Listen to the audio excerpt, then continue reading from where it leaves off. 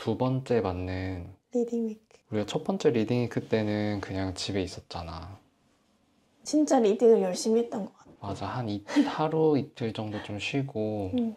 공부하고. 근데 뭐 그것도 나쁘지 않았는데 정말 이렇게 노력하지 않으면 어디 쉴 수가 없어. 못 가겠다 해가지고 포르투 갈 때 비행기표를 거의 그때 같이 끊었었지. 그래서 지금 한 달 만에 포르투 갔다가 코펜하겐에 왔는데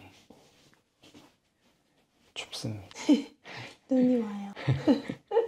그래서 아무튼 봄학기 4주차 4주차 수업 리뷰를 찍어보려고 합니다. 크리티컬 페다고지 수업 먼저 리뷰를 좀 하려고 하는데 보호아트라는 비영리 단체라고 해야 될까? 네, 다녀왔었어. 자기가 소개를 좀 해줄래? 보호아트에 대해서? 간단하게. 예술 교육도 하고 예술 기반 사회적 기업적인 활동도 하는 그런 비영리 단체.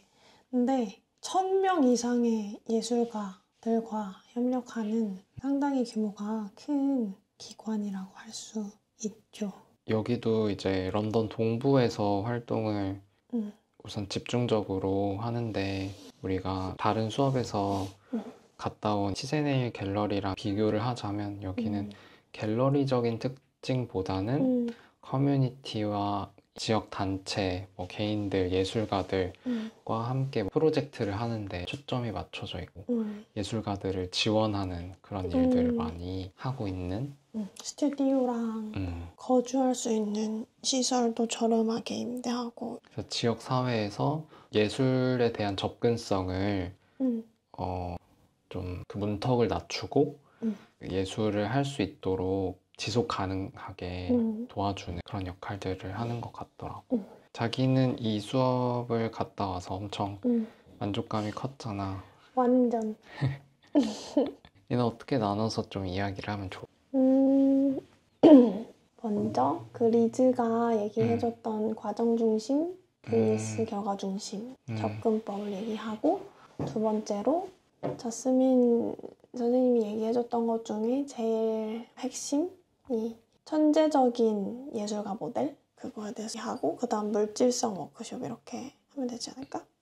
우선 이제 리즈랑 자스민은 이 보호아트 우리가 수업을 갔을 때 진행을 맡아주셨던 두 분인데 리즈는 보호아트 센터에서 교육 관련된 일들을 담당하고 맞아. 행정을 담당하시는 분인 것 같고 자스민은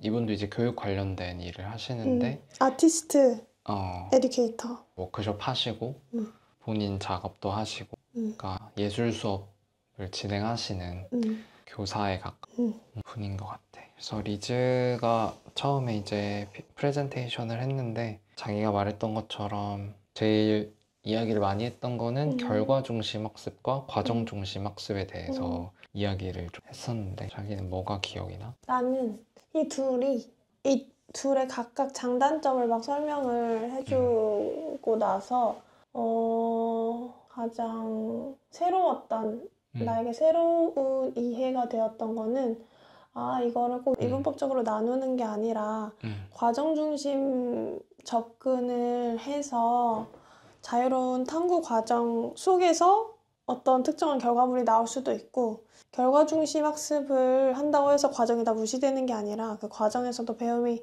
일어난다. 그래서 이걸 꼭 굳이 나누지 않아도 되겠다. 하지만 현실적으로 봤을 때 과정 중심 접근법을 학교라는 기관에서 이거를 100으로 접근하기에는 잘 그려지진 않는다. 이게 나도 동의하고 이렇게 하고 싶지만 어떻게 할 수 있을까? 현실적으로 고민이 많이 된다. 특히 공간 관련해서 교실 안에서 그런 실험적이고 탐구적인 활동을 하려면 굉장히 제약이 많잖아. 지저분해지기가 쉽고 그거를 준비하는 거, 정리하는 것까지가 다 일이기 때문에 그런 제약들 대부분의 학교에서는 결과 중심 접근법을 선호한다고 했는데 그럴 수밖에 없는 이유가 많다. 우리 항상 평가 계획 이런 거 짜면 되게 과정 중심인 척 그러게. 수업 평가 계획 이런 거 세우잖아. 그치. 근데 과정을 평가한 적이 있나? 사실 결과물을 가지고 평가하고 그걸 근거로서 1년 동안 보관을 해야 되고 과정을 평가한 적이 있나 싶네. 태도나 이런 걸 평가한 적은 있지만 그 말 중에 우리는 과정 중심으로 해야 돼. 이런 얘기를 학교에 있으면 많이 듣잖아. 평가 계획 세울 때도 그렇고. 맞아. 평가가 과정 중심 평가라고 하나? 평가라는 말 자체가? 거의 붙어 있지. 과정 중심 평가. 기만적이다. 그랬나? 기억도 안 나네. 근데 나는 매년 평가 담당이었으니까 거의 학년에서? 과정 중심 평가가 되게 익숙한 단어인 것 같아. 그래서 어떻게 하셨죠? 과정 중심 평가를? 비초등학교에서는? 글쎄, 근데 거의 결과를 가지고 평가를 하게 되는 것 같긴 한데. 그치, 그 평가의 요소들을 떠올려보면 그런 거잖아. 사람 보통 노령 요함을 가르는 기준이 뭐가 있어? 코펜하겐의 역사적 특성을 5개 이상 설명할 수 있다. 3개 이상 설명할 수 있다. 이런 식으로 나뉘어졌던 것 같아. 예를 들어서 리코더 보는 것과 관련된 평가를 하면 어쨌든 얘가 결과적으로 뭘 볼 수 있는지 없는지를 보통 그런 기준으로 평가를 하니까. 근데 그 과정을 그냥 뭐랄까 보는 거지. 보고 그치, 과정 중심 평가를 하라는 게 참 쉽지 않은 것 같아. 내 머릿속에는 과정 중심 평가가 되게 그게 더 좋은 것 마냥 이야기가 된다고 해야 되나? 근데 그 리즈가 말했던 것 중에 결과 중심으로 뭔가를 계획하는 거의 장점이 이게 일정한 단계가 제공이 되고 그 부족한 부분에서 지원을 받을 수 있다는 장점이 있어서 오히려 이게 학습에 대한 자신감을 키우는데 도움이 될 수도 있다. 자기가 부족한 부분이 뭔지 딱 알고 그 부분을 지원을 해주면 되는 거니까. 그런 말도 있었구나. 그런 얘기가 있어가지고 우리가 어떻게 보면 과정 중심 평가를 할 때 뭐 압박을 받지 않고 자기 자유롭게 하면서 자신감을 키울 수 있다라고 생각할 수도 있을 것 같은데 결과 중심의 어떤 활동에서도 자신감을 키우는데 도움을 줄 수 있구나 그런 생각이 들었어. 맞아. 나도 그런 게 새로웠어. 결과 중심 접근법에 장점도 있구나.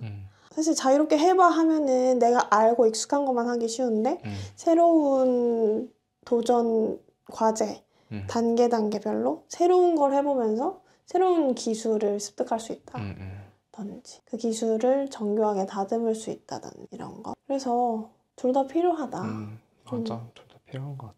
자스민 선생님에 대한 얘기를 할 건가요? 네. 이 설명을 좀 듣고 자스민 선생님이 이제 또 프레젠테이션을 좀 하고 실습을 했는데 자기가 좋았던 거를 얘기를 해줄래? 먼저 자스민 선생님을 소개하면 학교 내에서 작업하는 예술가라고 하셨어. 예술 활동 자체가 그분한테는 교육인 거고 교육이 곧 그분의 예술 실천 방식이다.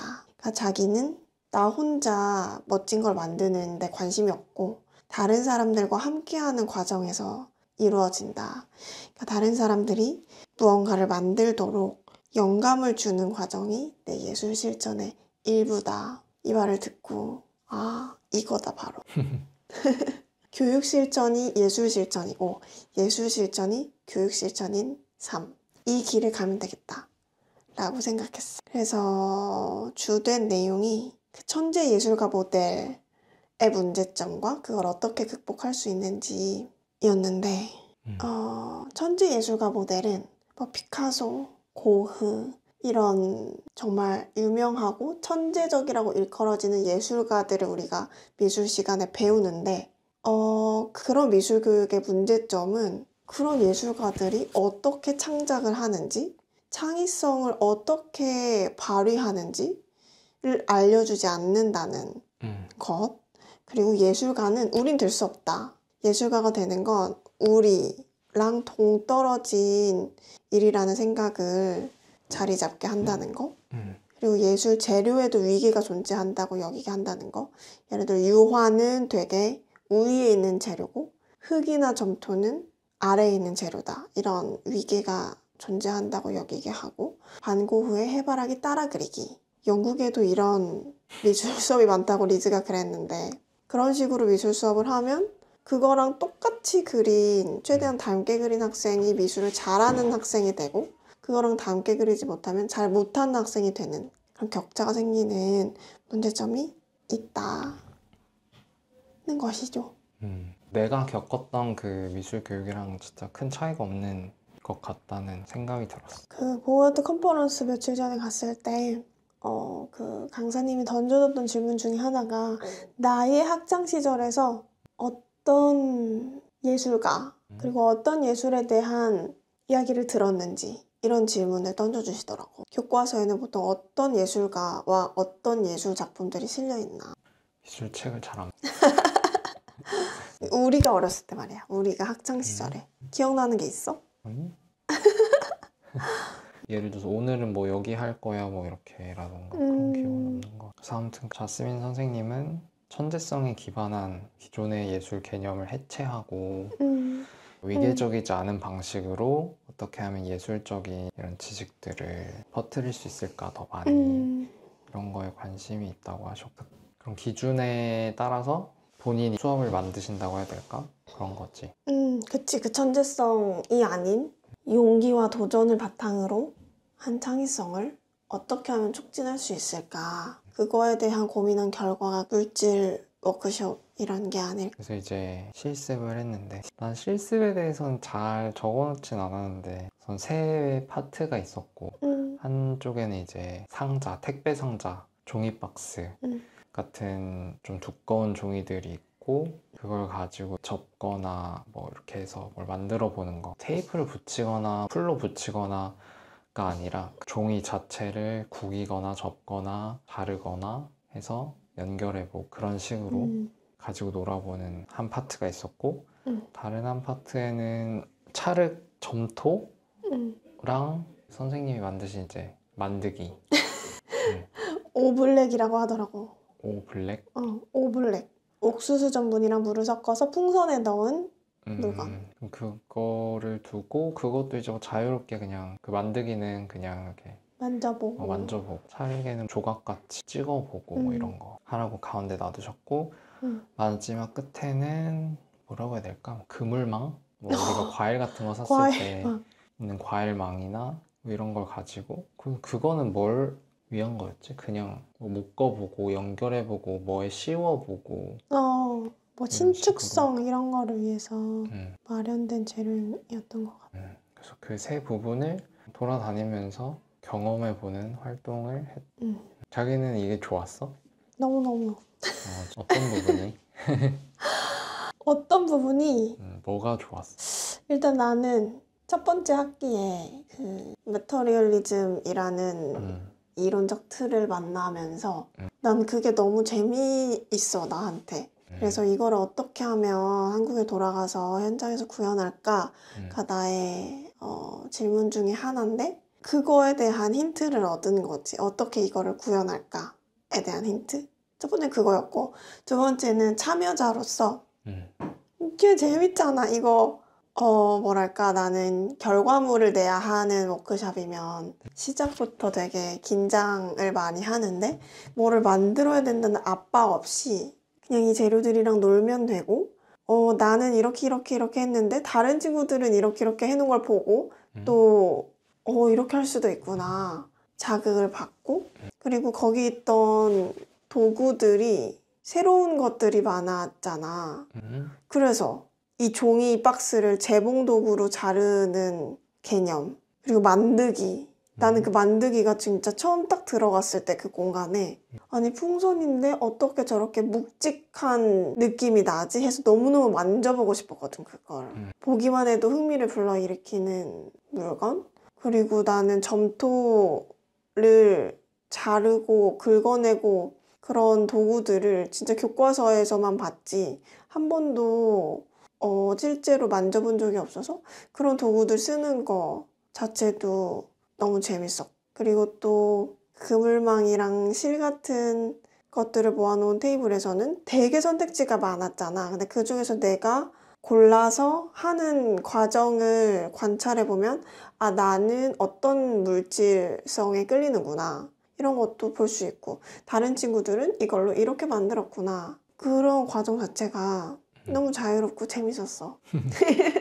근데 내가 되게 자스민 선생님한테 크게 배운 거 하나는 물질성 워크샵을 할 때 나는 하나하나의 물질이 주인공이 되어야 하는 줄 알았어. 종이 탐구, 점토 탐구 이렇게. 근데 선생님은 그게 아니라 물질이 아니라 물질성을 중심으로 구성을 하신다고 하더라고. 그러니까 찰흙이 주인공이 아니라 가소성을 탐구할 수 있는 다양한 물질처럼 점토가 될 수 있겠고. 그리고 첫 번째 테이블이었던 박스지, 재봉 도구, 계란판, 블럭 이런 거는 그 단단함을 탐구하는 물질이 되는 거. 물질성을 어떻게 하면 최대한 잘 선별해서 탐구할 수 있을지를 고려해서 그 재료들을 고른다고 하시더라고. 나는 자기한테도 얘기를 했지만 재미가 없었어. 그니까 자기 같은 학생들이 분명히 있을 거라고 생각해. 그러니까 그것도 되게 중요한 지점인 거야. 나는 그냥 그날 뭐 한번 그냥 해보세요 약간 거의 이 정도의 가이드만 있었잖아. 없었지, 그냥 만지고 가이드가. 뭐 놀아보세요. 그러니까 그냥 재미가 없는 거야. 그냥 그러니까 막막함인 거야? 막막하지도 않고 그러니까 예를 들어서 만들기 같은 거 그렇게 만져봐. 근데 걔가 더 이상 뭐가 안 되잖아. 안 된다고 난 느꼈어. 얘를 가지고 어떻게 뭐 변형이 많이 되는 것도 아니고 그냥 눌러서 얘가 모양이 변하는 정도? 뭐 얘를 두 개를 합칠 수 있는 것도 아니고 뭐 붙는 것도 아니고 그러니까 그냥 얘를 몇 번 만져보면 더 이상 할 게 없는 거야. 맞아. 그건 그래서 만들기는 그렇다. 뭐 그렇고 그러니까 굳이 내가 지금 만들고 싶은 것도 없고 만들어야 되는 것도 없고 만들어야 되는 것도 없고 그러니까 그냥 이렇게 좀 그냥 만져보다가 그냥 이렇게 말게 된다고 해야 되나? 더 이상 그냥 진짜 그 물질을 만져보고 아 이렇구나 뭐 얘를 드르륵 드르륵 하니까 구멍이 뚫리고 접히네 하고 더 이상 할 마음이 안 생긴다고 해야 되나? 찰흙은 어땠어? 찰흙? 찰흙도 어떤 탐구들을 했어 자기는? 그냥 나도 근데 찰흙 가지고 좀 뭐 모양 내보고 했는데 그럼 그 마지막 테이블 실이랑 그물망이랑 거는 뭐 했어 자기는? 그걸 못 봤네? 연결해보고 만져보고 정도? 그러니까 나는 그렇게 하는 시간을 주는 건 좋다고 생각해.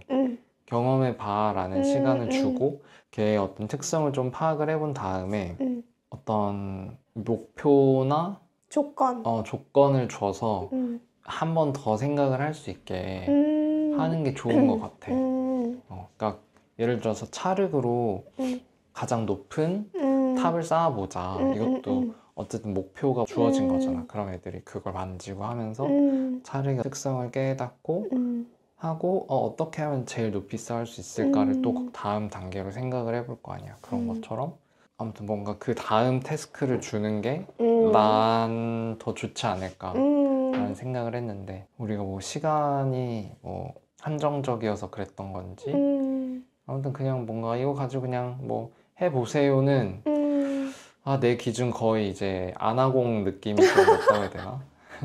그 정도는 물론 아니지만 뭘 하라는 거지? 뭘 해? 여기서 만져보고 여기서 더 뭘 해? 약간 이런 생각이 들었어. 뭐 예를 들어서 첫 번째 테이블에 어떤 단단한 재료들, 상자, 종이 이런 재료들을 가지고 접착제를 쓰지 않고 건축물을 만들어 본다든지 이런 식으로 그런 게 조금 사실 되게 현실적인 미술 수업에 학교에서 할 수 있는 미술 수업의 방향인 것 같아. 과정 중심과 그 다음에 뭘 할지. 그러니까 나 요즘 그게 참 많이 나한테 꽂히는 주제 중에 하나야. 막 많은 수업에서 이런 얘기들이 나와가지고 사실 이 과정 중심, 결과 중심 이야기를 보호아트에서 한 것도 크리티컬 페다고지의 큰 주제가 known and unknown이어가지고 그 맥락에서 이런 이야기를 한 것 같고 그리고 우리가 5번째 주 실전의 공간 수업에서도 교수님이 알지 못하는 게 학습 과정에 어떤 영향을 미칠 수 있는지, 그리고 고정된 결과 없이 실험한다는 거에 대해서 얘기를 하셔가지고 그래, 그게 의미가 있다는 건 알겠는데 이걸 어떻게 구현하지? 이런 질문이 계속 있는 것 같아. 그러니까 나도 그게 너무 항상 고민이라서 어떻게 마무리를 하나 고민이라서. 수업의 마무리?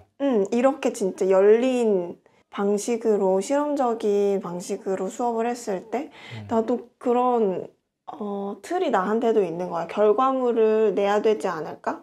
이런 틀이 항상 있어서 마무리를 도대체 어떻게 해야 되나 그런 고민이 드는데, 그래서 자스민 선생님한테도 DM을 보내가지고 이런 물질성 워크샵을 할 때 세션 마무리를 어떻게 하시냐 여쭤봤더니 선생님의 답은 학생들에게 충분히 시간을 주어 그날의 과정에 대해서 이야기하도록 합니다. 어떤 일이 있었는지, 특정 재료에 대해 무엇을 배웠는지, 직면한 문제나 좌절감, 이 모든 과정을 사진 촬영을 통해서 기록하며 이를 통해 학생들의 탐구 과정을 추적할 수 있습니다. 따라서 처음부터 이를 질문의 형태로 구성하는 것이 중요합니다. 이 재료의 역량은 무엇인가?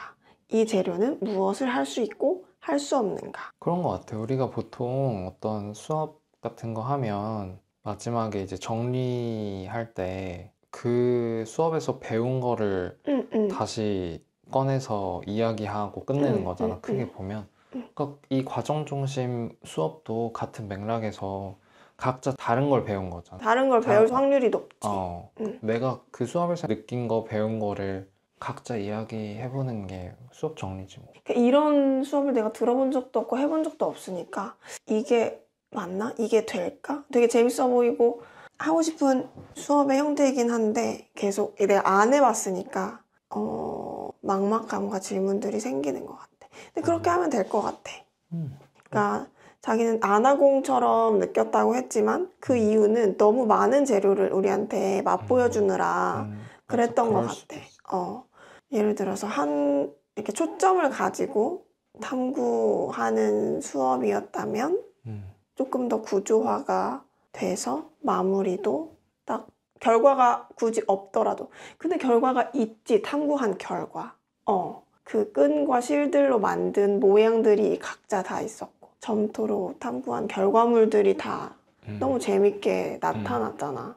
그런 것들을 보면서 마무리를 하면 되지 않을까. 그러네. 그렇게 하면 되겠다. 그래, 뭐 꼭 다 말해야 될 필요도 없고 시간에 따라서 또 두세 명만 발표되고 수업이라면 시간이 더 되면 더 얘기해도 되고. 이 워크숍을 시작하기 전에 자스민 선생님이 던져준 질문이 있었어. 스크립트를 보니까 그 중에 하나가 창의성에 대해서 기존과 다른 방식으로 접근할 수 있는가 였는데, 창의성 하면은 너무 넓은 개념이고 어쩔 때는 초월적인 개념이라는 생각이 들 때가 있지만, 자스민 선생님이 말씀하시길 창의성은 실제로 만지고 작업하고 행동하는 과정에서 나타나는 거다. 그러니까 천재 예술가들만 예술할 수 있는 게 아니라 우리도 할 수 있다. 이런 메시지를 주는 워크숍이었어, 나에게. 그리고 이런 물질을 직접 만지고 작업하는 걸 한두 번에서는 이게 스며들지 않겠지. 반복해서 하면서 머리로만 익히는 게 아니라 몸에 스며들도록 해야 되는 것 같아. 창의성은 이렇게 직접 작업하는 과정에서 나타나는 것이다 라는 그 사실. 수업을 계획하는 사람의 아이디어가 많이 들어가야 될 것 같은 게, 예를 종이를 계속 똑같은 종이를 주고 한번 가지고 놀아보세요를 계속 반복할 순 없잖아. 없지. 그러니까 계속 가지고 다르게 활용할 수 있는 상황을 계속 만들어줘야 되는 거잖아.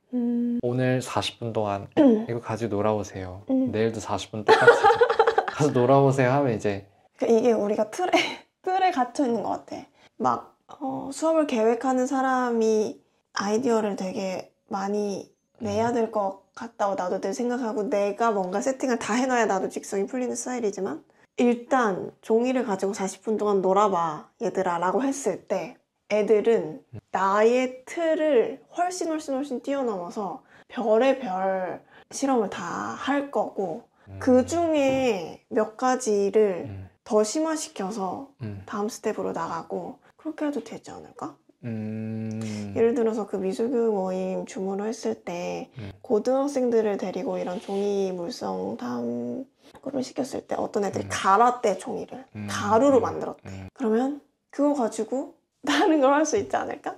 돼요? 분명히 그러니까 그런 아이디어는 또 있어야 될 것 같아. 그냥 주고 놀아봐만 해서는 또 안 될 것 같아. 그치? 자기가 말한 것처럼 벌써 뭔가 지루해, 생각만 해도. 진짜 나는 너무 재밌을 것 같은데. 교사로서 지루한 거야? 학생으로서 지루한 거야? 둘 다? 학생으로서 하는 참여자의 입장에서 그런 걸로 조건을 주면 되겠다. 그 너크너크 선생님이 얘기해 주신 것처럼 한 개, 종이에 한 개 탐구하기. 그런 거를 이제 정교화를 지금 해야 되는데 이건 이제 진짜 애들이랑 하면서 정교화 시키는 게 가능하지. 내 머릿속으로 이렇게 상상해서는 절대 안 돼. 전이 다 했습니다. 마지막에 정말 감동적인 멘트가 있었어. 창의성을 천재성이 아니라 용기와 도전을 바탕으로 어떻게 촉진할지, 이게 그날의 핵심 질문이었잖아. 근데 또 이 용기와 도전을 개인이 힘내서 발휘해야 될 역량이 아니라 관계적이고 구조적으로 지원되는 요소가 될 수 있는 환경을 만들자. 같이 협동학습 하라는 거지. 혼자 하지 말고. 그 구조를 어떻게 만들까? 그치. 그 환경과 구조를 만드는 게 교육자의 일이다. 어떤 교육적 접근이 이런 용기와 도전을 제약하는지, 어떤 접근이나 구조가 용기와 도전을 지원하는지, 여기에 머리를 써야 되는 것 같아. 큰 틀에서. 그래서 난 함께라는 게 나한테 되게 큰 키워드가 됐어. 마음에 들어. 그러니까 이거를 용기와 도전이 개인의 역량이 아니라 구조가 되게 하자라는 게 교육자로서 나에게도 와닿는 말이었지만 뭐랄까 짝 활동을 계속 하고 싶은 개인으로서도 이 말이 되게 힘이 됐어. 혼자 할 땐 너무 어렵잖아. 근데 함께 하는 구조를 내가 찾아다니고 내가 만들어야겠다. 그리고 이번 두 번째 학기에 계속 나한테 와닿는 포인트 중에 하나가 어쨌든 나도 나의 창의성을 계속 발휘하고 나의 학생들, 내가 만난 사람들의 창의성을 이끌어내도록 돕기 위해서는 그 현장에 내가 함께 있어야 된다는 점이 중요하게 와닿았고, 저번 셋째 주였나? 둘째 주였나? 모자이크 룸에서 나지아에게는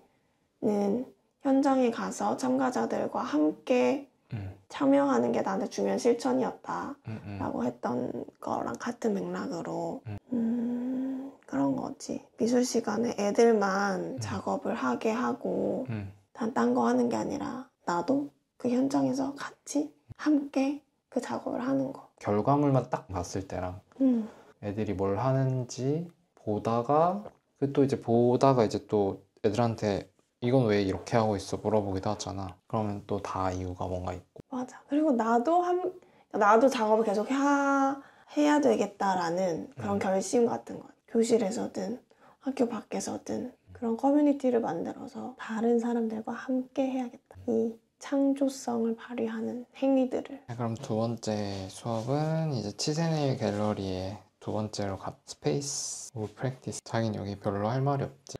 응. 맞아. 자기는 있어? 나도 많다기보다는 그냥 난 딱 2개 포인트. 그래서 어쨌든 이날도 치세네일 갤러리에 가서 수업을 했고 진짜 고통스럽다. 다시 그 기억을 복귀하는 게 아주 고통스러워. 내내 대화를 하다가 왔지. 이날은 이제 우리가 작가들의 작품을 활용하거나 해서 참여자들과 프로젝트를 기획해봐라.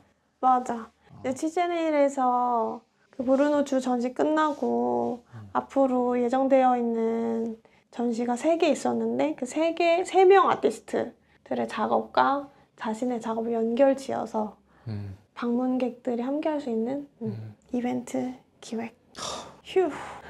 근데 같이 수업 듣는 베스와 슬리는 이벤트 기획보다는 그 자신의 작업과 연결짓는 일에 더 중점을 맞춰서 이야기를 했던 것 같아. 거의 뭘 하겠다의 느낌보다는 이게 나한테 어떻게 와닿았고 나랑 어떻게 연결되고 자신과의 연결 지점 열심히 찾아왔었던 것 같아.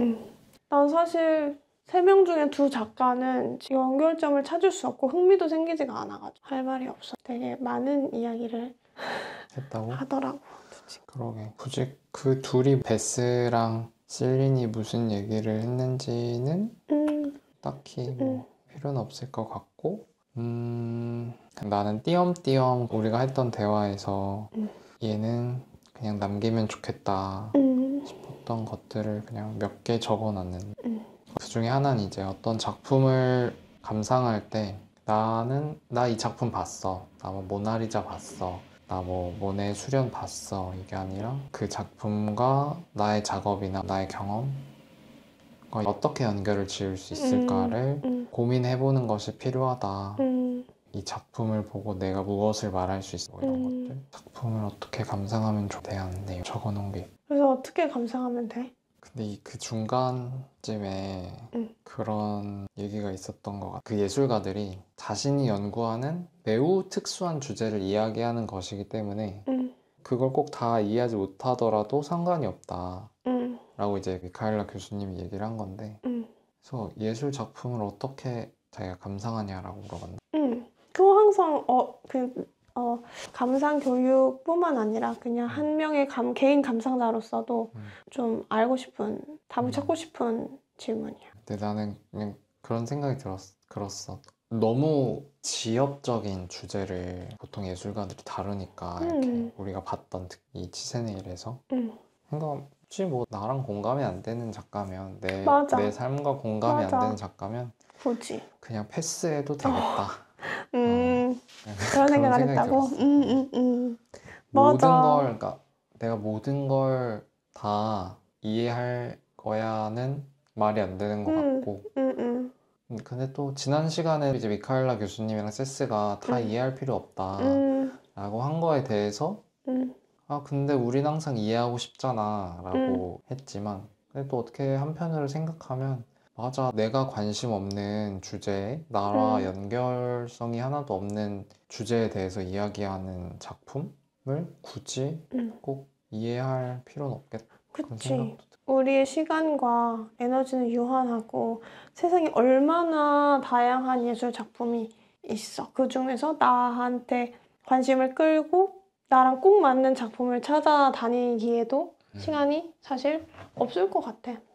아니 그니까 딱 이 예술가를 정해주니까 앞으로 전시할 예술가 3명을 정해주니까 근데 그 예술가들이 뭐였지? 유통 그 경제 구조 뭐 그런 거에 대해 젠트리피케이션에 대해서 그런 거에 대해서 작업을 하니까 뭐 지역 내에 있는 논란이 되는 동상 뭐 이런 거에 대해서 이야기를 하니까 연결점을 찾기가 어려워. 우리가 그런 얘기도 그날 했잖아. 그러니까 이 작가들이 너무나 거대한 주제, 너무 거시적인 주제에 대해서 이야기를 하니까 우리는 한 개인으로서 그거에 대해서 공감을 하기가 너무 올 때가 어려워서 많지. 그래서 사이의 공간이라고 해야 작가가 어쨌든 본인이 그 큰 주제를 다루게 된 개인적인 이유들이 있을 텐데 그 이유들은 사실 잘 드러나지 않잖아. 언노운일 때가 많으니까 그런 이야기에 대해서 그 작품 이해하고 싶다면 알아보는 활동을 만들어보는 건 어떨까 그런 얘기들도 했죠 우리가. 그런 건 충분히 흥미롭게 들릴 수 있을 것 같아. 그러니까 브루노주는 이번에 전시한 작품의 주제가 라이센스인데 라이센스는 사실 일반 사람들이 연결점을 찾기 되게 어렵지만 왜 브루노가 라이센스를 가지고 라이센스를 주제로 작업을 하게 됐는지는 그 이야기를 알면 그거는 흥미롭게 들릴 수 있어요. 예술가, 노동자인 예술가가 겪는 어려움이라던가 이런 거? 자기가 적어놓은 거는 뭐가 있어? 나는 2가지였는데 세스가 한 말 중에 창작을 시작하는 방법 그 세스가 어떤 워크숍에 갔을 때 어떤 유명한 연극 연출자가 소스에서 작품으로 라는 이야기를 해줬다고 했는데 뭔가 내 안에서 글이든 만들기든 그림이든 뭔가를 끄집어내려고 하면 사실 너무너무 잘 안 되거든, 나도. 왜냐면 계속 비판적 시선이 개입하고 그 자체가 되게 어려운 일이니까, 무에서 유를 창조하는 거니까. 근데 그게 아니라 외부의 한 소스에서 시작하면 조금 부담을 덜 수 있다. 연필이라든지 그냥 사과라든지 이 책상 위에 굴러다니는 컵 이런 거 하나도 창작의 씨앗이 될 수 있다. 아니면은 다른 예술가들, 나한테 관련성이 있는 예술가들의 작업을 찾아서 그거에 반응하는 방식으로도 시작할 수 있다. 그 소스에서 작품으로, 이거를 기억해둬야겠다. 그 얘기 그 같은 데 있던 얘기였나? 그래서 가능한 한 많은 자료를 만들고 찾고 맞아. 수집하고 그리고 많은 실험을 해보는 게 필요하다. 우리가 스스로 자기 검열을 너무 많이 하니까 이건 안 될 것 같아. 닫아버리고. 또 하나는 뭘 적어? 하나는 그런 얘기를 했잖아. 꿈꾸는 프로젝트가 마음속에 하나씩 있으면 좋겠다. 그런 왜냐면 얘기 있었어? 만약 예산 걱정이 없다면 어떤 프로젝트를 하고 싶냐라는 질문을 언젠가 받게 될 수도 있다. 그래서 그의 질문 덕분에 내가 꿈꾸는 프로젝트, 꿈꾸는 워크숍을 상상해보게 됐어. 내가 정말 참여해보고 싶은 프로그램은 그 이네바에서 하는 도서관 레지던시고. 책만 읽고 진짜. 근데 그게 그 레지던시를 하지 않으면 되게 어려운 거 아니야? 왜냐면 그렇지. 도서관이 가까이 있어도 맨날 가는 것도 어렵고, 도서관에 가서 책 읽는 거 말고도 해야 될 거나 흥미로운 게 얼마나 많아. 그치? 근데 그 레지던시를 하면 일단 나는 그 시스템 안에 들어가 있으니까 일단 책을 읽긴 읽어야 되는데 결과물에 대한 압박이 없어. 얼마나 행복할까. 그리고 이런 기회들이 많은 사람들에게 주어져야 된다고 생각해. 얼마나 좋을까? 한국 도서관에서 이런 거 해주면 좋겠다. 그리고 공간에 대해서 요즘 많은 생각이나 상상을 하는데, 작업도 하고 전시도 하고 그런 영V&A의 타임스퀘어처럼 열려있는 공간, 이런 걸로 기능할 수 있는 공간이 있으면 좋겠다, 그런 생각을 했어. 자기는 꿈꾸는 프로젝트, 자기도 한번 생각해봐. 뭘 하고 싶은지. 꿈꾸는 프로젝트? 내가 참여하고 싶은? 내가 만들고 싶은, 근데 내가 만들고 싶은 게 사실 내가 참여하고 싶은 프로젝트지. 미술실 같은 게 있으면 좋을 것 같아. 예산 넉넉하게 해서 좀 이것저것 재료들도 많고. 근데 막 그런 희한한 재료 아니어도 그냥 물감, 뭐 색연필, 사인펜, 연필 다양하게 그런 정도. 그리고 나는 그 영V&A 갔을 때 레고로 뭔가 이렇게 마지막에 자기 작업을 해볼 수 있는 그런 이야기가 나왔을 때 저거 되게 좋은 아이디어다 싶었까. 그런 것 같아. 애들이 상상은 얼마든지 할 수 있는데 그거를 자기들의 기술을 가지고 전 이런 걸 해보고 싶어요, 뭐 이런 아이디어를 냈어요라고 결과물로 보여주기가 참 어렵잖아. 기껏해야 이제 그림으로 있는데 애들이 이제 조금만 크면 이제 자기의 그림에 대해서 이제 좀 자신감도 없어지고, 그림도 그렇게 좋은 방법은 아닌 것 같고. 그래서 그 어떤 자기가 생각하는 아이디어를 시각적으로 이렇게 구체적인 어떤 결과물로 만들 수 있는 가장 쉬운 방법이 그런 뭐 레고나 이런 것 같아서. 그러니까. 그런 레고가 좀 교실에 좋겠다. 많이 있으면은 좋을 것 같다는 생각이 들어. 맞아. 글과 그림 말고도 다른 방법으로 반응할 수 있는 도구들이, 물질적으로 반응할 수 있는 도구들이 많으면 좋겠고, 그렇게 다양한 방법으로 자기 아이디어를 표현하는 연습을 시키면 좋을 것 같아. 나부터도. 너무 글로만, 언어로만 반응하지 않고 물질적으로 반응하는 거를 해야지 하고 있는데, 전시가 2주 남았는데 아무것도 안 했죠.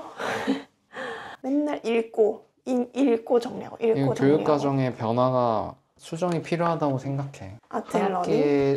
한 학기에 세 수업을 듣는 거는 너무 힘들어. 진짜. 아니면 거의 날려야 돼. 그치? 그럼 우리가 영어를 다 이해하면 또 이 정도로는 시간이 걸리진 않을 거야. 그만큼 얻어가는 게 많겠지. 꼼꼼히 보니까. 이제 사라지는 것들에 대한 얘기를 했는데 영국도 이제 효율성 기준에 따라서 이익을 내지 못하는 공간들, 문화 공간들이나 뭐 청소년이 이제 쓸 수 있는 그런 공간들이 많이 없어졌는데 새로운 것들, 이익 창출을 할 수 있는 것들로 많이 채워 넣었다. 그래서 지금은 자본주의 논리에 따라서 시설들이 훨씬 많이 생겼다고 푸념처럼 이야기하는데 나는 그들의 이야기를 들으면서 아유 한국만 하겠냐. 너네요 한국 와봐라. 한국만 하겠니? 그런 생각이 들었어. 갈 데가 없잖아. 돈을 쓰지 않고서 사실 어디 갈 데가 없잖아. 그런 생각이 들었어. 그러게. 우리는 날씨 변화가 되게 커서 사실 날씨가 이렇게 영국처럼 선선하거나 그러니까 극도로 춥거나 극도로 더운 날이 별로 없으니까 어디 밖에 앉아있기만 해도 시간을 보낼 수 있는 우리나라는 그런 것도 더 안 되니까 더 그러면 공공시설들, 문화공간 이런 게 많이 필요할 텐데 거의 진짜 어디 가기만 하면 이제 돈이 드니까 좀 아쉬운 것 같아요. 그러게 도서관 뿐인데 거의 접근성이 높은 공공시설 도서관 뿐인데 도서관이 더 많아지던가 아니면 도서관 같은 문화공간이나 예술공간이 도서관이 은근 많은 것 같은데 근데 또 항상 막 가보면 사람이 많을 때가 많잖아. 꽉 차 있을 때가 많잖아. 뭐 거기서 이제 공부하는 사람들도 많고 그러니까 다른 데는 갈 데가 없다는 얘기인 것 같기도 하고 그러게 도서관이 아주 많아지면 좋겠다. 도서관을 중심으로 거기서 전시까지 하고 나는 아까 우리 저기 코펜하겐 도서관 갔잖아. 왕립 도서관. 근데 자리가 되게 많이 있었잖아. 그걸 보면서 아까 일요일 4시? 토요일이었건 토요일 오후 4, 5시를 상상을 해봤을 때 우리가 가던 제일 서희도서관 생각해보면 자리가 없잖아. 다 꽉 차. 자리가 그렇게 많은 걸 보면 부럽다. 이 사람들. 그리고 내가 그 구글 지도에 저장해놓은 도서관만 좀 큰 도서관만 또 몇 개 더 있거든. 그래? 멀지 않은 거. 진짜? 그럼 도서관 자체가 너무 멋져. 통창이어가지고 층고가 높고 통창이어야 돼. 그런 도서관을 많이 지어주세요. 누군가 제발. 접근성이 좀 좋은 곳에. 또 접근성이 좋은 곳에 그렇게 돈 안 되는 도서관을 짓겠어. 아니면 그 영VNA의 타임스퀘어, 사우스뱅커 센터의 그 1층 그런 데는 다 아무나 갈 수 있고 책상과 의자가 있고 그런 공간이 많아야 되는 것 같아. 우리나라는 너무 다 그게 더 강한 것 같아. 그 자본주의 논리가 더 강한 것 같아. 진짜 그런 공간이 없다. 그러니까 그게 자본주의 논리로는 용납할 수 없는 공간이잖아. 비효율이 되는 거잖아. 쉽지 않은 거. 그런 데가 있을까? 도서관 말고 접근 가능한? 도서관 말고 문화시설. 내가 기억나는 거는 돈 안 주고 들어갔던 문화공간? 지금 딱 하나 생각나는 거는 현대카드. 근데 그것도 물론 현대카드가 있어야 들어갈 수 있었지만 현대카드 있어야 되잖아. 근데 현대카드 이제 만들고 안 쓰면 되니까 막 회비를 내지 않아? 회비 냈나? 내지. 뭐 사람이 돈을 안 쓸 수는 없으니까 다른 걸로 쓰고 이제 뭐 아무튼 현대카드 가지고 있는 거에 비해서는 그 정도 그치 디자인 갤러리였나? 디자인 라이브러리? 맞아 좋았어. 그거 말고는 기억나는 게 별로 없는데. 그러게 도서관 말고는 그러니까 나라에서 운영하는 그런 공간으로는 그러게 그런 거를 좀 더 만들어야겠다. 기억나는 게 없어. 도서관 말고 이제 브루노주 작업 철거하는 거 보고 그게 제일 이날의 수학이라고나 해야 될까. 근데 진짜 노동이다 싶었어. 그 작업 예술 작업과 전시가 이 목재, 페인트 칠, 이 시트지 붙이고 떼고 엄청난 노동이다. 그치. 노동이지. 이건 누가 하는 걸까? 그런 걸 또 하는 사람들 있지 않을까? 그 미술 미술계. 작업팀, 미술팀 이런 거 있잖아. 갤러리에. 갤러리 사람들이지 않을까? 꼬마다 갤러리 사람. 넘어갈게요. 응? 다음에 인디펜던트 스터디. 오랜만에 타르 교수님이랑 수업을 했고 페다고지 앤 메터리얼리티 수업의 주제였고 우리가 이 수업 전에 교수님이 과제를 하나 내주셨었는데 집에서 학교까지 가는 그 여정에서 무언가를 남기고 기록하고 수집하고 해오는 그런 과제를 사진도 괜찮고 직접 뭐 물건을 뭐 수집해와도 돼 글도 괜찮고 그런 식으로 주의를 기울이는 연습인 거지. 감정, 생각, 보고 듣고 맛보고 만지고 하는 모든 감각 아지. 그러니까 첫 번째 학기에 중요하게 다뤄졌던 물질에 대한 교육학을 이론을 배웠다면 일상생활에 적용해 보라는 뜻에서 이런 숙제를 내주셨고 교수님이 이제 거의 빠져 계시고 우리끼리 짝지어가지고 얘기하는 수업이었지. 자기는 뭘 기록했니? 이 수업에서 아니 어떤 걸 수집했니? 나는 근데 그 과제를 뭔가 충실히 안 했어. 생각해보면 일부러? 다른 걸 아니 일부러라기보다는 그냥 뭔가 그 시기에 신경 쓸 게 계속 많아가지고 내가 의식적 참여 이거 해야 돼 했을 때도 자기는 이렇게 뭔가 대수롭지 않게 넘겼던 것 같아. 뭐 기록을 조금 하긴 했는데 나는 주로 이제 영상들을 기록을 몇 번 그냥 했는데 그거 할 때 뭐가 그렇게 바빴지? 아무튼 뭔가 계속 막 신경 쓸 게 계속 있어서 그냥 별로 안 했던 것 같아. 그냥 왔다 갔다 하는 그 시간이 물론 교수님은 이 우리가 왔다 갔다 하는 이 반복하는 이동에서 학습이 일어나지 않는다. 근데 그 시간에 무언가를 우리가 배우고 느낄 수 있다는 걸 한번 체험해 봐라였잖아. 근데 누군가한테는 그 시간이 쉬는 시간일 수도 있잖아.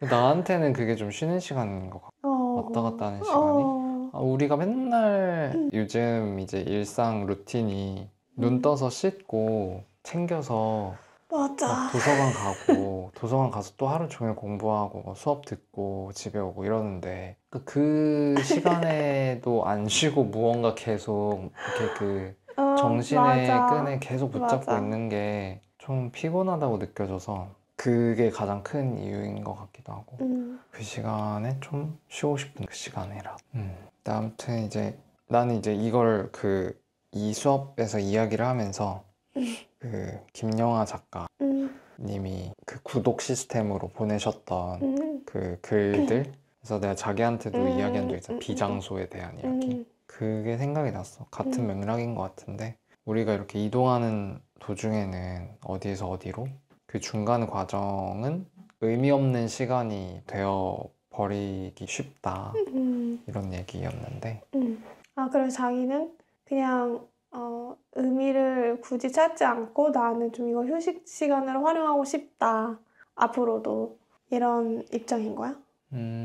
굳이 막 그 시간에 막 집중을 해서 뭔가 맨날 하고 싶진 않은데 지금 뭐 그렇게 생각해 본 건 아닌데 지금 드는 생각은 그냥 창밖을 바라보고 뭐 날씨를 느끼고 그 정도 뭐 그냥 음악을 듣는다거나 아니면 이제 뭐 컨디션이 뭐 괜찮은 날에 뭐 영어 팟캐스트 같은 것도 듣는 것처럼 근데 그 시간에 막 꼭 뭔가 생산적인 무언가를 해야 된다고 생각하면 멀미 나는 것 같아. 진짜 조급해져. 근데 그렇게 살았거든, 한국에서.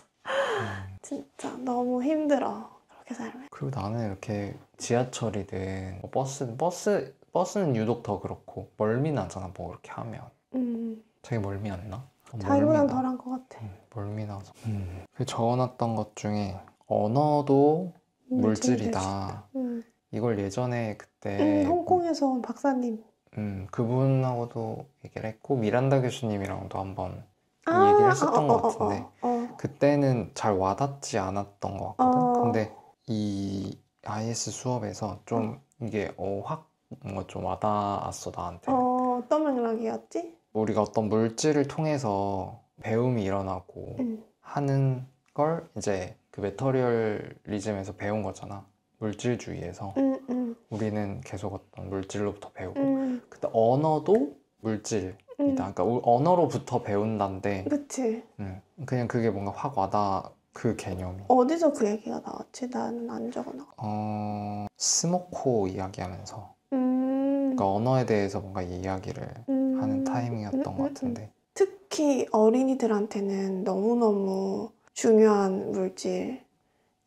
언어가 주변에 어른들이 쓰는 언어 그대로 흡수하고 따라하니까. 근데 사실 그래. 어린이는 더 하지만 어른들도 주변 친구 말도 닮아가잖아. 그렇지. 부부끼리도 말투가 닮아가고 그러니까 이게 특히 무의식적으로 그 과정이 무섭고 그래서 더 중요한 것 같아. 지난주 리뷰 찍을 때도 얘기했어. 그러니까 언어로부터 잘 많이 배울 수 있는 사람과 그렇지 않은 사람의 차이에 대해서도 또 그냥 생각이 들어. 지난주 언제?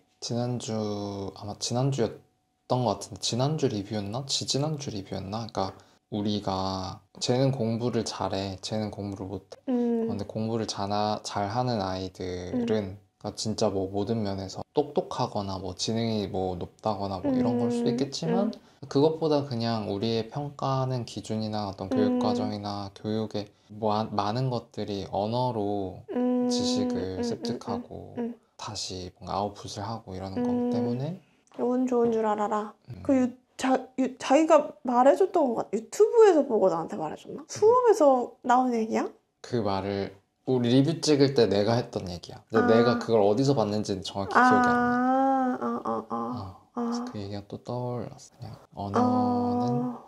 언어도 물질이다 거에 대해서. 그리고 교수님 아무튼 그래서 우리가 수업이 거의 친구들과의 그냥 대화로 거의 수업이 이루어졌잖아. 자기는 거기서 뭔가 남길 말들이 있어. 아니 없어. 왜냐면 녹음을 못했기 때문에. 나는 수업 끝나고 나 혼자 생각해봤어. 뭐에 대해서? 나는 환경의 물질성 이 나의 행동을 어떻게 바꾸어 놓는지에 대해서 돌아보고 앞으로도 그걸 조금 그 리스트를 축적해 나가면 재밌겠다 이런 생각이 들었어. 그러니까 내 몸이 어떤 환경에서 편안함을 느끼고 어떤 환경에서는 긴장을 하는지 이것도 다 물질에 내가 영향을 받아서 내 몸이 반응하는 그런 메커니즘이었구나. 이거를 다시 인지하지 못하고 있다가 하나의 틀을 더 가게 된 느낌? 그러니까 의식하지 못했지만 항상 버스 안에서도 그렇고 학교 강의실에서도 그렇고 뭐 영부인이 가서 그 말 진짜 빠르게 하는 낯선 사람들과 낯선 공간에 있을 때 뭐 이런 데를 비교해보면 내 몸은 항상 환경에 다르게 반응하고 있었던 거지. 그런 거를 관찰해보는 게 재미있을 것 같고 나의 이 신체적 감각의 변화뿐만 아니라 다른 사람들의 반응이나 변화도 읽는 게 흥미롭겠다. 그 교수님이 날씨의 물질성 얘기하면서 3, 4월에 런던에 갑자기 따뜻한 날씨 찾아올 때 지하철을 타면 확 분위기가 달라진 거를 느낄 수 있다. 그러니까 그거를 느끼고 감지하고 할 수 있는 사람이 되고 싶은 거지, 나는. 그거를 그 미묘한 변화를 읽어낼 수 있는 사람이 되고 싶은 거지. 이미 예민한데 더 예민해지고자 하는 걸까? 이미 충분히 그런 것 같은 많은 감각을 받아들이고 있는. 이게 그래 복습 정리 맨 첫 번째 줄에 써놓은 게 물질로부터 우리는 항상 무언가를 배우고 있는데 이런 자극이 계속되다 보면 오히려 일상적인 경험에서 많은 것들을 걸러내게 되고 모든 자극을 받아들이면 끝없이 정보에 압도당하기 때문이다. 뭐 이런 내용을 적어놨는데 피곤한 일이지. 근데 그 몸이 그 자연적으로 너무 많은 정보를 받아들이면 피곤해지니까 걸러내는 거잖아. 그 예민함을 닫는 거잖아, 일종의. 그러니까 어떤 자극이나 이런 들어오지 않는 거. 그걸 좀 조절할 수 있었으면 좋겠어. 그러니까 그런 거를 날씨가 변했을 때 나의 몸이 달라지는 거, 사람들의 분위기가 달라지는 걸 감지하는 건 너무 재밌는 일일 것 같아. 그러니까 그런 거에는 내 감각의 그 수용체들을 좀 열고 내가 좀 힘들어하는 그 사람의 표정이나 제스처나 말투에서 이렇게 나에게 영향을 미치는 그런 예민함은 조금 무디게 하고 그걸 조절할 수 있었으면 좋겠다. 없겠지? 조절할 수 있으면 좋겠다. 그런 미세한 변화를 감지하는 건 재밌잖아. 우리가 지금 런던에 와 있잖아. 응. 런던에 와 있기 때문에 물론 좀 지금 이제 5개월 됐나? 응. 좀 익숙한 게 있지만 응. 그러니까 그 장단점이 있는 것 같아. 어쨌든 익숙하지 않은 환경에 우리가 와서 응. 다양한 것들을 경험하는데 그러면 확실히 10년, 20년 버스를 타던 사람과 우리의 그 감각의 차이가 분명히 있을 텐데 그만큼 이제 피곤한 거겠지. 그런가? 음. 더 예민하니까 알게 모르게 긴장하고 있고. 근데 2층 버스 타고 다니면서 주변에서 새로운 걸 발견하면 그냥 재밌잖아. 그거 가지고 몸이 피곤해질까? 그러니까 알게 모르게 에너지가 더 많이 들어가지 않을까 싶은데. 에너지가 어쨌든 쓰이는 일이긴 해. 근데 너는 평생 감각에 무딘 채로 살래? 평생 예민하게 살래? 선택하라고 하면 나는 그냥 예민하게 사는 거. 그게 나를 조금 더 재밌게 풍성하게 내 삶을 내가 예민해지고 싶다인 경우에 그 감각을 꺼낼 수 있으면 되지 않을까. 맨날 예민한 이렇게 거니까. 그치. 이렇게 여행 와서 라든지 뭐 날씨 좋은 날 이럴 때 여는 거지. 평생 닫고. 그러고 이제 뭐 나는 뭐 마야랑 대화를 처음에 하고 그 다음에 이제 밀라랑 이리나랑 셋이 대화했는데 나도 뭐 딱히 내용을 남기지는 않아도 될 것 같고. 나는 교수님이 방해에 대해서 얘기해 준 거를 기록해놨어. 방해를 조금 다르게 보는 시각을 제안을 해주셨는데 막 런던에서 특히 버스 타면 진짜 좀 불편하고 충격적인 장면이 많이 있잖아. 감자튀김 먹는 사람, 이어폰 없이 노래 듣는 사람, 영상 통화하는 사람, 바나나 껍질, 치킨뼈, 맥주캔 그런 방해. 아니면 뭐 기차가 연착되거나 캔슬되거나 이런 게 다 방해인데 이런 방해는 물질들이 충돌하면서 방해가 일어나는데 이런 물질의 충돌은 우리에게 새로운 사고를 이거 좀 약간 정신승리 같은 가르쳐준다. 특정한 공간에서 그곳의 물질적인 요소가 나의 사고를 방해한다. 그게 새로운 관점을 만들어내는 순간이 될 수 있다.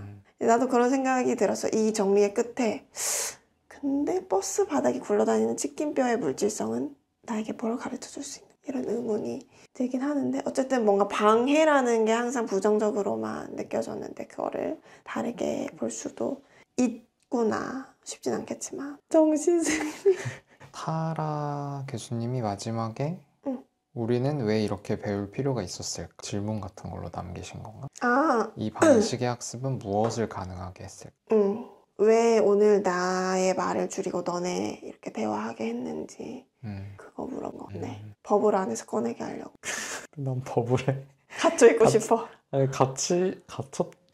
자긴 버블 어때? 딱 이 얘기를 듣고 교수님 이제 너네 이제 버블에 IS 이제 지지난주에 그 튜토리얼 뭐 준비하고 하면서 너무 개인적인 맞아. 거에 갇혀 있어서 그걸 꺼내 주려고 이런 수업을 했다. 서로 이야기를 들을 수 있는. 1번은 버블에 들어가 있었는가 과연 내가.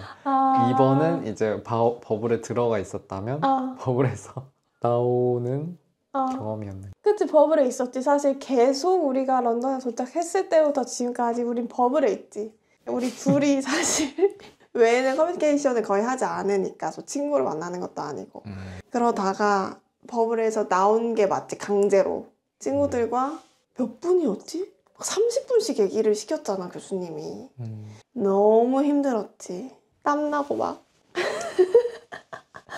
너무 힘들었어 진짜. 근데 확실히 그건 정말 맞는 말이야. 나 혼자 생각할 때랑 닭이랑도 그렇고 다른 친구들이랑도 대화를 하다 보면 새로운 걸 배우는 게 맞아.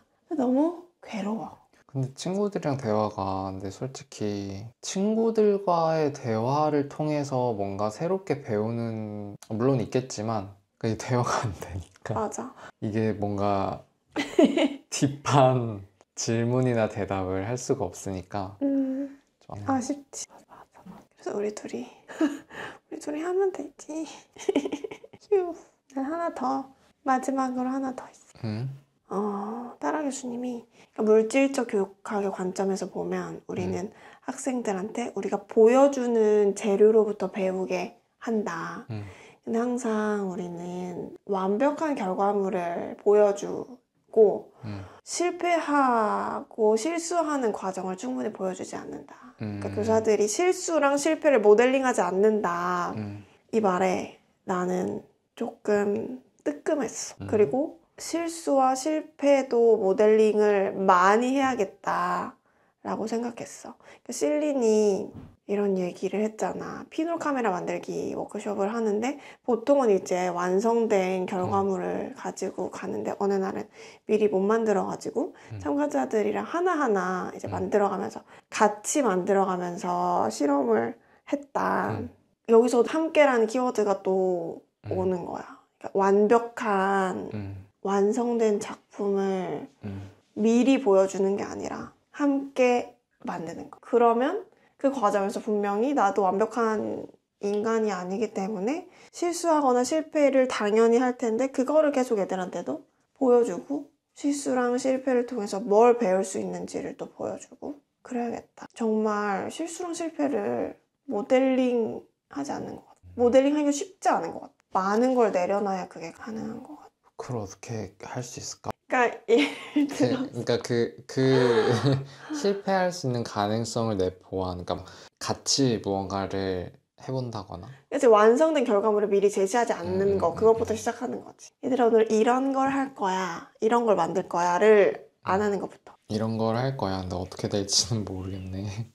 어떻게 될지 모르겠네 라고 해야 된다고 계속 1학기 때부터 사실 많은 논문에서 그렇게 얘기를 하죠. unknown. 근데 그거 구체적으로 그 미카엘라 교수님이 이번 5주차에도 아까 말했듯이 알지 못하는 것으로부터 그런 건가? 그러니까 뭐 판화 찍는데 결과가 어떻게 될지 모르는 거니까 실패도 하고 결과를 까봤을 때 내 생각과 다를 수 있는 거. 그러니까 그런 활동, 그런 식으로 수업이 흘러가게 계획을 해보라는 건가? 계획을 덜 하라는 거. 열어놓으라는 거지. 결과를. 결과가 어떻게지? 그러니까 딱 다 똑같은 결과만 나오거나 맞아. 그렇게 하면은 이런 모양도 나오고 이런 모양도 나오고 이런 모양도 나올 수 있게. 그러면 교사도 덜 준비해야 되고 좋지 않을까? 미리 내가 만들어보고 결과 완성된 모델을 준비하는 것도 사실 수업 준비에